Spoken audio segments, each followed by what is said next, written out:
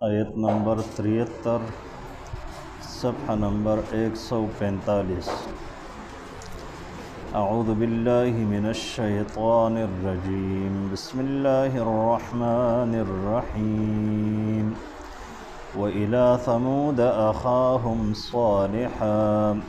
क़ाल या क़ौमि अअ्बुदुल्लाह मा लकुम मिन इलाहिन ग़ैरुहु क़द जाअतकुम बय्यनतुम मिर रब्बिकुम हादिही नाक़तुल्लाहि लकुम आयतन फ़ज़रूहा तअकुल फ़ी अर्ज़िल्लाहि वला तमस्सूहा बिसूइन फ़यअख़ुज़कुम अज़ाबुन अलीम। रब्बिश्रह ली सदरी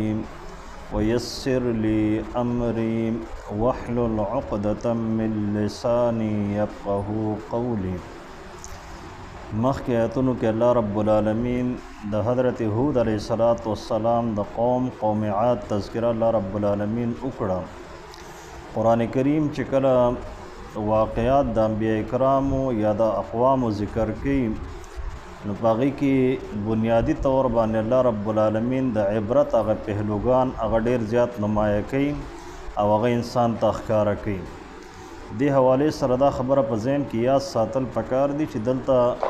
हमंग पे यौ दर्स के द पूरा पैगम्बर और द कौम वाक़या मुंग वयु न दागी न दिदा खबर ज़मा उस्ता ज़हन त न रा दी कि बस दा द यौ मजलस खबर व पैगम्बर रागे द अल्लाह रब्बुल आलमीन तौहीद पेश को कौम ते मौजज़ा वख्त पाग मजलस के वर्त पैगम्बर मौजज़ा पेश करा और कौम इनकार को हम पाग मजलस के प कौम बाने अज़ाब रागे दा उगदा मरहला दा अल्लाह रब्बुल आलमीन द यो पैगम्बर द दावती ज़िंदगी और द पैगम्बरी ज़िंदगी अग़ खुलासा ज़मा उस्ता मखि त अल्लाह रब्बुल आलमीन दी और हाँ सूरतुन पे अल्लाह रब्बुल आलमीन नुमाया की चाग़ ज़मा उस्ता द पारा द इबरत सबक पागी के मौजूद दे। दगशान अल्लाह रब्बुल आलमीन पे यो कौम के सन से खसलत अगर ढेर ज़्यादा नुमाया करे दे लकद नूह अलैहिस्सलाम पे कौम के अल्लाह रब्बुल आलमीन दागवे द उमर तज़किरा की च उम्रों वल ढेर ज़्यादा वर कड़ी पखपल द नूह अलैहिस्सलाम द दावत अवलनी मरहला च दा नग पर नहानिम सवकाल बाने मुश्तमिल दा नु पखपल इंसान अंदाज़ा लगवले शी च पसलवेख काल पे उमर की नबूवत मिलावीगी नहानिम सवकाल दावत द यो कौम त वर करे दे बिया पाग कौम बाने अज़ाब रागले दागी न पसुम बिया नूह अलैहिस्सलाम बिया द दावत कार करे दे सुमरे कर दे न दागी न बिया कुरान करीम खामोश दे। दगा शान कौम आद के अल्लाह रब्बुल आलमीन दा खबर नुमाया कर दे च दा ढेर ताकतवर कौम और जिस्मानी ताकतुन तख्लीकी सलाहियतुन अल्लाह रब्बुल आलमीन पदिव की ढेर खौदी व कौम समूद किम दगा खबर व चागवे ताकतवर खलक व औलाद मौजूद दगा शान द इंजीनियरिंग पे मैदान की द फ़न तामीर के अगर ढेर ज़्यादा मख की तलियो द कौम लूत तज़किरा बराशी चाग ढेर चालाक चरब ज़ुबान कौम और बेहया कौम दस्तर गुने द हया उब मुकम्मल तौर बाने वच शबी वे पैगम्बर तब हा खबरें कवली च दागे तसव्वुर इंसान कवले नशी। कौम शुएब च द तिजारत पे यो अहम मराकज़ बाने और द तिजारत पे मंडाया नो बाने दागवे कब्ज़ा दागवी तज़किरा बम अल्लाह रब्बुल आलमीन पे मखकिनी आयतुन की द्रेम खबर च अल्लाह रब्बुल आलमीन का नुमाया कर द नाग ददिव द अज़ाब अग नौइयत अल्लाह रब्बुल आलमीन पर हर सबान कुदरत लरी च अल्लाह रब्बुल आलमीन उगाड़ी और दे नुदा बुनियादी तौर बाने सबब द अज़ाब दे कुछ अल्लाह रब्बुल आलमीन उगाड़ी दो इब्राहीम अलैहिस्सलाम द पारे गुली गुलजार गर्जवले दे बल्कि पे रिवायत के रादी च इब्राहीम अलैहिस्सलाम न तपूस उकड़े शुम चिस्ता द ज़िंदगी कुल अयाम और द राहत अयाम कम यू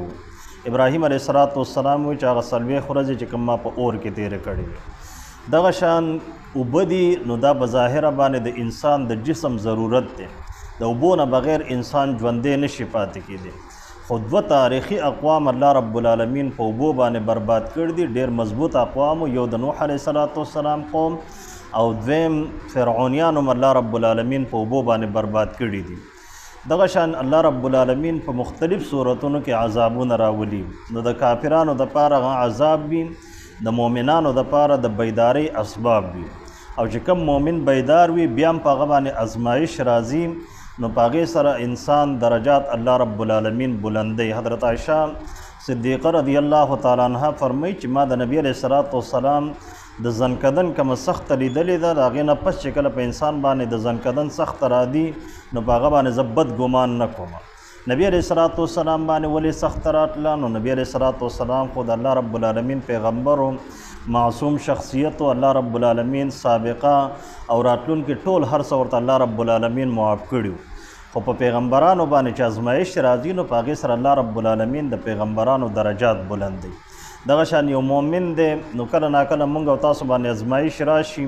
نو مونږ خو ګناهونو کې ککړ یو. هر انسان د خپل ځان معلوم دی چې څومره زه په ګناه کې هغه ککړ یم. په ظاهره کیدی شي مونږ باندې به خلک حسن ژوند ساتي، خو په ګریوان کې که مونږ سوچ وکړو نو د الله رب العالمین د ډیرو نعمتونو مونږ ناشکري کوو. د نعمتونو ناشکري کول دا پخپله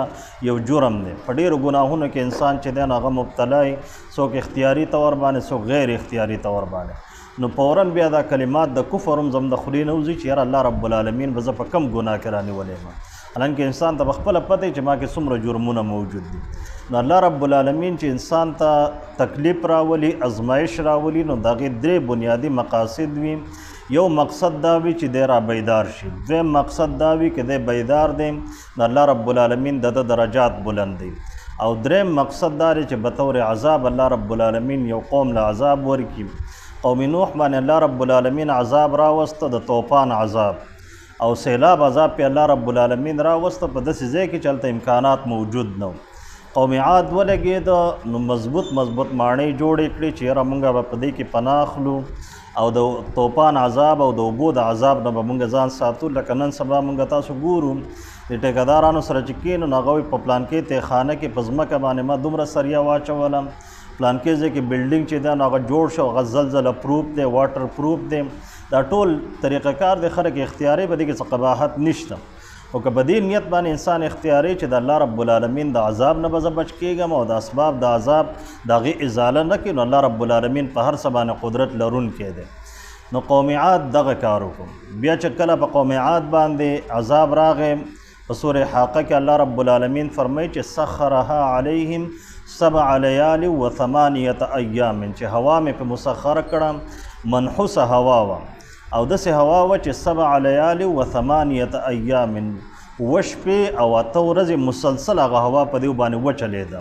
او هوا چې کله نه وي نو هم انسان ته تکلیف وي، او چې کله هوا موجود وي په هوا کې نمی موجود نه نو بیا هم د انسان دپاره دا عذاب وي. مخکې په دې 3-4 کاله مخکې دلته یو د توپاني هوا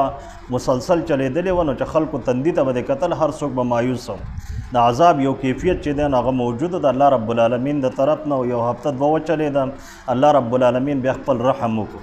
په دغه قوم باندې. چې کله هوا راله نو بیا د قوم سمود په ذهن کې دا خبر رالی چې یاره په هوا را باندې مونږ نشو پاتې کېدی، نو هغوی لاړو په غرونو کې ځان دپاره سمستې جوړې کړې او مضبوط کورونه جوړ کړو. داسې عذاب په الله رب العالمین مسلط کړه. فرشتې په صورت کې سبب د عذاب تذکره راشي چې هغه فرشتې الله رب العالمین आवाज ورکو، د هغه आवाज په بنیاد باندې ټول خلک داسې ذلیله شو او و عذابېده چې سحر را پاسېده نو ټول پړ مخې په کورونو کې پراته وو. دغه شان د لوط علیه السلام قوم و چې یو بد اخلاقي په هغې کې موجود وه چې عام حیواني دنیا کې هم د هغې تصور نشي کېدی. هغه بیماری په بنیاد باندې او د هغه بد اخلاقۍ په بنیاد باندې هغوی الله رب العالمین نسبتاً سخت عذاب ورکړو. د ځمکه یې پې اوچته کړه، کاڼي پې الله رب العالمین راوورول. قوم شعیب چې الله رب العالمین پې نعمتونه کړي او دغه نعمتونو استعمال به هغوی غلط کوو، هغوی نه الله رب العالمین سخت عذاب ورکړو. نو انسان د الله رب العالمین نه تیښته نشي کولی. په دې باندې پکار ده چې هر انسان هغه پوه شي. د ډېر څه نه انسان بچ کېدی شي، خو د الله رب العالمین نه انسان نشي بچ کېدی. انسان ځان لم دوکه ورکولی شي، یو ادارې لم دوکه ورکولی شي، بل انسان لم دوکه ورکولی شي، خو انسان چې دی نو هغه د الله رب العالمین له دوکه نشي ورکولی. په دې باندې که انسان پوه شي نو بیا د انسان دپاره خپله اصلاح کول هغه ډېر آسان وي. بجای د دې چې انسان اسباب ګوري نو پکار ده چې کوم ګناهونو اسباب دي د هغې ازاله وشي. نو الله رب العالمین د طرف نه چې بیا کم یو عذاب را دي که ازمایش را دي نو انسان ته کم از کم یو دلی طور باندې اطمینان او سکون حاصل وي چې یاره زه مرګ ته تیار یم، الله رب العالمین ملاقات ته که زمن الله رب العالمین ته به مې سترګې اوچتې وي او دا ټول د خیر کارونه دي. مثلا موږ د ماسخوتن لمونځ وکړو الحمدلله، سحر پورې زمونږ به الله رب العالمین ته سترګې اوچتې وي، ځکه د لمونځ چې کومه فریضه وه نو هغه مونږ ادا کړې ده. دغه شان د روژې فریضه وه هغه الحمدلله مونږ ادا کړې ده. د روان روژې پورې به زمونږ الله رب العالمین ته سترګې اوچتې چې الله رب العالمین ستغه دغه بندګي چې ده نو هغه مونږ کړې ده. او نم داسې جرایم کړي دي چې الله رب العالمین ته بیا د انسان سترګې ښکته وي، نو د هغې نه ځان ساتل پکار دی. په دغه اسبابو باندې غور پکار دی، بجای د دې چې انسان د الله رب العالمین په خدای کې مداخلت کوي یا د الله رب العالمین په کړو باندې د اعتراضات کوي یا په هغې باندې خپل ایمان مزید چې دی نو هغه کمزوری کوي. نو په مخکینی اقوامو کې دغه بیماریانې موجود وي او د دغه بیماریانو په وجه باندې الله رب العالمین هغه اقوام برباد کړي. د قوم سمود دی ولګېده، د پیغمبر نه معجزه وغوښته. پیغمبر ورته یو اوښه هغه د کاڼي نه راوویسته د الله رب العالمین په حکم باندې، چې کله یو مانګه معجزه دی وغوښته نو الله رب العالمین پې سختیانې هم راوستې چې یوه ورځ به دا اوښه خوراک او څښاک کوي، په دویمه ورځ باندې به ستاسو څاروي خوراک او څښاک کوي. ستاسو د څاروو دپاره به پابندي موجود وي، د خپل ملکیت نه به خوراک کوي، د بل چا ملکیت ته به نه ځي. خو په دې اوښې باندې به دا د الله رب العالمین د طرف نه اوښه ده او د الله رب العالمین ورته خپله اوښه ویلې ده ناقة الله. نو دا د الله رب العالمین په ځمکه کې چې د کم ځای نه خوراک کوي نو د هغه ځای نه به دا خوراک کوي او دې ته به اجازت موجود وي. بیا چونکې دا به طور امتحان نو د کمو خلکو باندې چې دا اوښه بده لګېده نو د روایتو نه دا معلومیږي چې دا اوښه بټله هلته به خوراک کوو چې د خلکو هغه امتحان هغه مزید په هغې کې اضافه وشي. ځکه انسان چې کله دومره بغاوت ته ورسي د پیغمبر په وینا باندې د ایمان نه راوړي، د الله رب العالمین په قدرت باندې د ایمان نه راوړي، بس یو معجزه غواړي چې داسې یو معجزه دې وشي چې د هغې په بنیاد باندې زه ایمان راوړم او بیا هغه معجزه وشي نو الله رب العالمین بیا د امتحان دروازې په انسان باندې کولاو کړي او د راحت او د اطمینان دروازې هغه الله رب العالمین بیا په انسان باندې بندوي. ویلا ثمود او لیږلی مونږ ثمودیانو ته اخاهم رور د دیو صالحا حضرت صالح علیه السلام قال یا قوم دوی دما قوم اعبد الله تاسو بندگیو کې د الله رب العالمین ما لکم نشتر استاسو د پاره من اله غیره د الله رب العالمین نه علاوه بل معبود قد جاءتکم په تحقیق سره زر راغلی متاسو ته بینة په ښکاره دلایلو سره من ربکم ستاسو د رب د طرف نه هذه ناقة الله دا د الله رب العالمین اوښه ده لکم ستاسو د پاره آیتا یوه نښه ده یو نشاني ده فذروها نو پس دا پرېږدئ تأکل فی ارض الله چې دا خوراکو کې په ځمکه د الله رب العالمین کې ولا تمسوها بسوء او لاس موړئ دې ته په غلط نیت باندې د مینې محبت او د شفقت په نیت ورته لاس وړی شي خو د په غلط نیت باندې به ورته لاس نه وړئ فیأخذکم نو وبنیسي تاسو لره عذاب علیم هغه دردونکی عذاب وذکروا او یاد کې اذ جعلکم چې کله وګرځوی الله رب العالمین تاسو خلفاء آبادونکي او نایبان من بعد عاد پس د قوم عادنا وبوأکم فی الارض او تاسو آبادوی د ځمکې لره تتخذون تاسو جوړوي من سهولها قصورا د دې د میدانی علاقونه بنگلې او غټ غټ ماڼۍ پکې ودروي غټ غټ بنگلې او غټ غټ پلازې پکې ودروي وتنحتون الجبال بیوتا او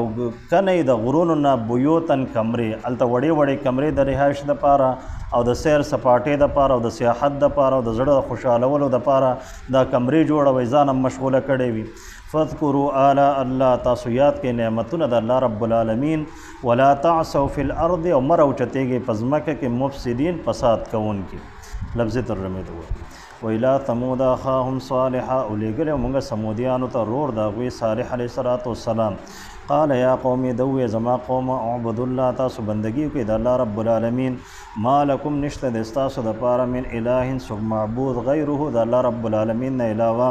قد جاءتکم بینة په تحقیق سره زه راغلی م تاسو ته په ښکاره دلایلو سره من ربکم د جانبه د رب ستاسو نه هذه ناقة الله دا اوښه د الله رب العالمین لکم ستاسو دپاره آیتا یوه نښه ده فذروها پس پرېږدئ دې لره تأکل فی ارض الله چې دا خوراکو کې په ځمکه د الله رب العالمین کې ولا تمسوها بسوء او تاسو لاس موړئ دې ته په غلط نیت باندې فیأخذکم نو پس وبنیسي تاسو لره عذاب علیم